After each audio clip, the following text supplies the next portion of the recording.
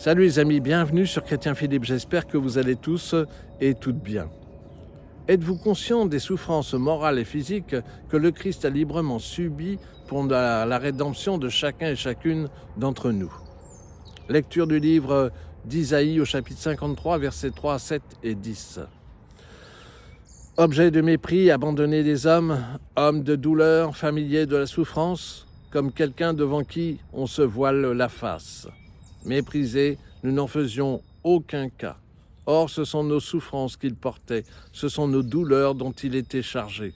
Et nous le considérions comme puni, frappé par Dieu. Mais lui, il a été transpercé à cause de nos crimes, écrasé à cause de nos fautes.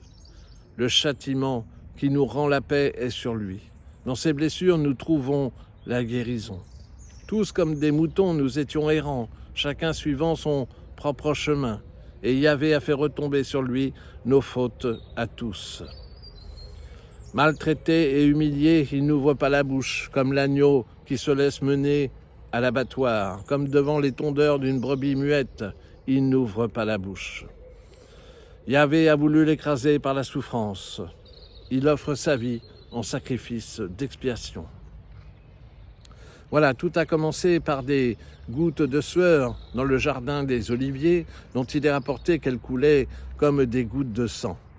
Trahi par Judas, l'un des 12 apôtres, pour 30 deniers, puis par son fidèle bras droit, Pierre, rejeté par le Sanhédrin, condamné à mort par Ponce Pilate, moqué et humilié par les soldats romains, le moquant par l'arrachage de barbe, les crachats, les moqueries, flagellé par des soldats en mal de défoulement, pour ne pas dire de sadisme. En règle générale, on ne dépassait pas les 40 coups, de peur que le supplicié ne survive pas. La flagellation avait pour finalité d'affaiblir le supplicié avant sa mise à mort. Ce mode était infligé aux non-romains et le ou les bourreaux utilisaient différents outils de châtiment en fonction de l'humeur du jour. L'instrument de flagellation était constitué de plusieurs lanières, ayant à leur extrémité des billes et des crochets de plomb, ayant pour mission d'arracher la peau en lambeaux et déchirer les muscles. Le supplicié perdait ainsi une quantité abondante de sang.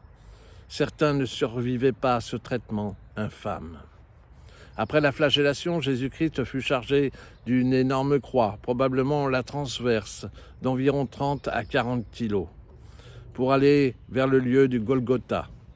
Le chemin est appelé chemin de croix, composé de 14 stations. Jésus est condamné à mort et à être crucifié.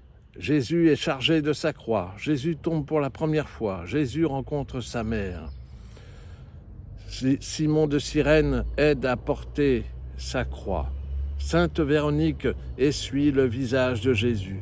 Jésus tombe pour la deuxième fois. Jésus rencontre les femmes de Jérusalem qui pleurent. Jésus tombe pour la troisième fois. Jésus est dépouillé de ses vêtements et abreuvé de fiel. Jésus est cloué sur la croix. Jésus meurt sur la croix. Jésus est détaché de la croix et son corps est remis à sa mère.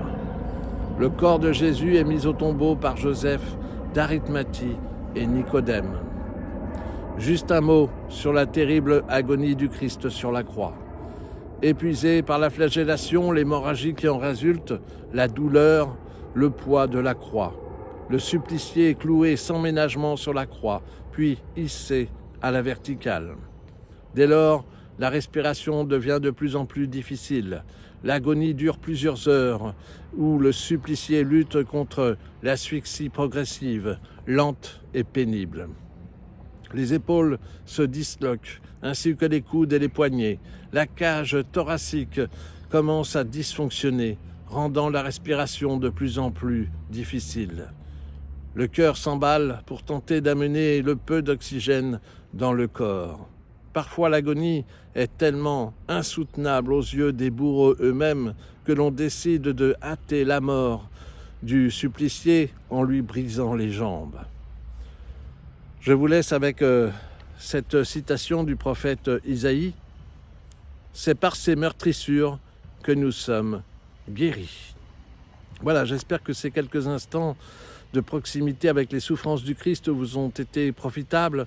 N'hésitez pas à vous abonner, à partager cette vidéo, à me faire part de vos commentaires éventuels. Vous pouvez nous rejoindre sur notre page Facebook intitulée Chrétien Philippe. Et en attendant le plaisir de vous retrouver, je vous dis à bientôt et surtout, soyez bénis.